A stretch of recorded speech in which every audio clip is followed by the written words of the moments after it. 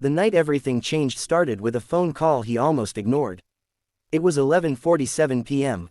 Amir had just finished putting his 6-year-old daughter, Haya, to bed. Her tiny hand still clung to his shirt even in sleep, as if she feared he might disappear like her mother had 3 years ago. Carefully, gently, he slipped free, kissed her forehead, and stood there for a moment longer than usual. Silence filled the small apartment. The kind of silence that reminded him how alone he really was. Then his phone buzzed. Unknown number. He frowned. Late-night calls rarely meant anything good. For a second, he thought about letting it ring out. But something, instinct, maybe, made him answer. Hello. There was noise on the other end. Loud music, people talking, laughter that sounded forced, then a shaky voice. Amir, is that you? He froze. Ma'am, it was her. His boss, Sana Rahman, the CEO, the woman everyone feared at the office, sharp, composed, always in control. But tonight, she didn't sound like herself. I think I messed up, she slurred softly. Amir straightened instantly. Where are you? There was a pause, then a broken laugh. Good question. His heart dropped. 20 minutes later, Amir was outside an upscale nightclub on the other side of the city. The kind of place he had never stepped into before. Bright lights, expensive cars, people who didn't worry about rent or school fees. He found her sitting on the curb. Not inside, not in VIP, not surrounded by friends, alone. Her heels were in her hand. Her hair, usually tied in a perfect bun, was loose and messy. Mascara smudged faintly under her eyes.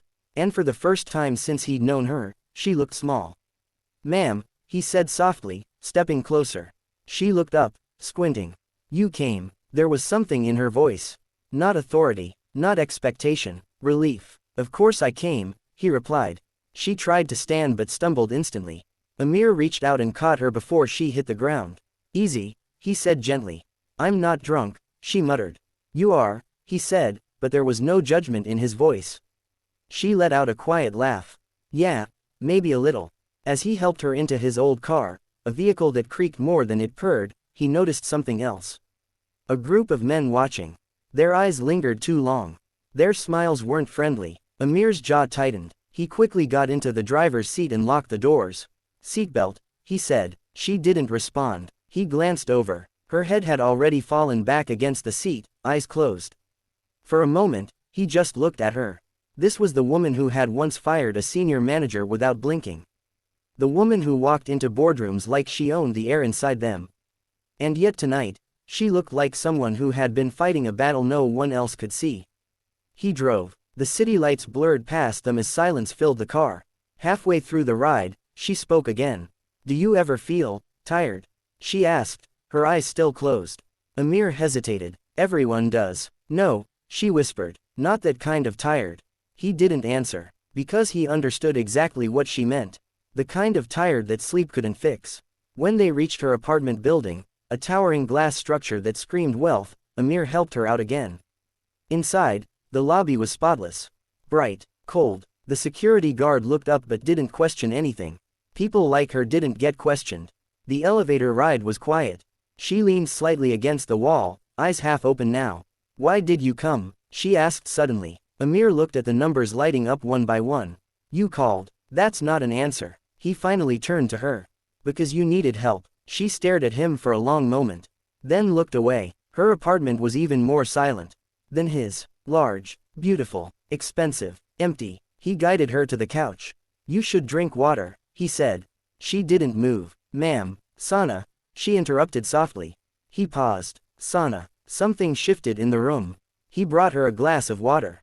She took it but didn't drink. Instead, she looked at him again. Do you know why I called you? She asked. He shook his head. Because you're the only person I trust who wouldn't take advantage of me tonight. The words hit harder than he expected. He didn't know what to say. So he said nothing. After a while, she finally drank the water. He made sure she was stable, that she wouldn't fall or hurt herself. Then he turned to leave. Good night, ma'am, Sana, she corrected again, but there was a faint smile this time. He nodded slightly. Good night, Sana. As he reached the door, her voice stopped him. Amir, yes, thank you. He gave a small nod. Then left. The next morning felt heavier than usual. Amir woke early, as always. Prepared Haya's breakfast. packed her school bag, walked her to the bus stop. Life didn't pause just because something unusual had happened. But his mind kept replaying the night. The vulnerability in her voice. The loneliness in her eyes. He shook it off. Work was work. Personal was personal. They didn't mix. At least, they weren't supposed to. When he arrived at the office, everything looked normal. Employees rushing. Phones ringing. Meetings starting. Like nothing had happened. He exhaled slowly. Good. That's how it should be. He sat at his desk and started working. 9 a.m., 9:15 a.m., 9:30 a.m., then his phone buzzed. A message from our Mr. Amir, the CEO would like to see you in her office. Immediately, his stomach tightened. This was it. He stood up, straightened his shirt, and walked toward the top floor. Each step felt heavier than the last. Had he crossed a line? Should he not have gone? Would she pretend nothing happened? Or worse, would she act like he did something wrong? He knocked. Come in, her voice called.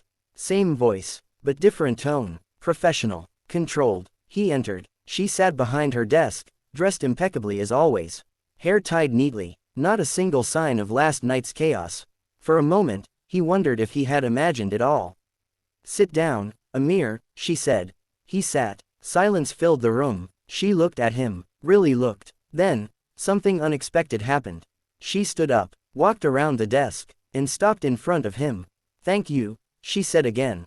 This time, clearly, firmly. He blinked. You, remember? He asked before he could stop himself. A small smile appeared on her lips. I remember everything. Relief, and something else, washed over him.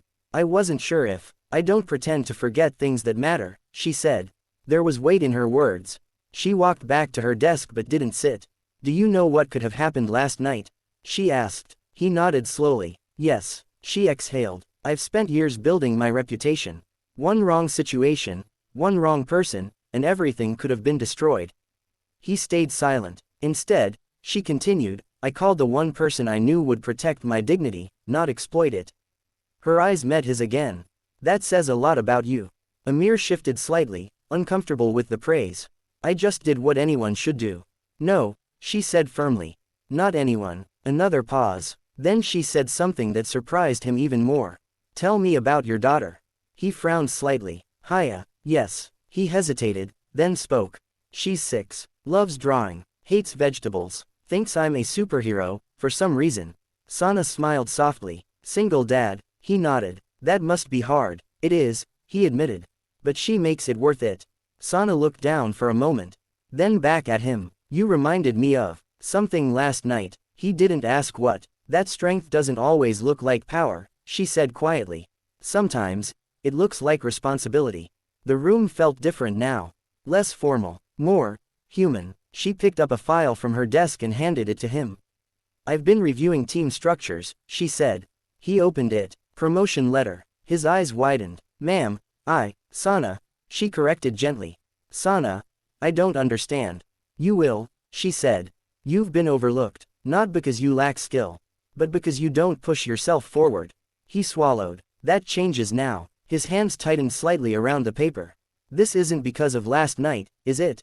He asked carefully. She shook her head. No, last night just confirmed what I already suspected. He looked at her, searching for any sign of obligation or pity. There was none, only respect. You earned this, she said. For the first time in a long time, Amir felt something shift inside him. Not relief, not happiness, something deeper. Validation. When he left the office that day, the world didn't look the same. It wasn't brighter, it wasn't easier, but it felt different. Like maybe, just maybe, doing the right thing still mattered. That night, as he tucked Haya into bed, she looked up at him sleepily. Abu, yes, you look happy. He smiled faintly. Do I? She nodded. Did something good happen? He thought for a moment. Then said, yeah, something good happened. What? He kissed her forehead. I remembered who I am. She didn't fully understand, but she smiled anyway, and as Amir sat in the quiet afterward, he realized something important. Saving someone isn't always about pulling them out of danger. Sometimes, it's about protecting what they can't afford to lose. And sometimes, in doing that, you save yourself too.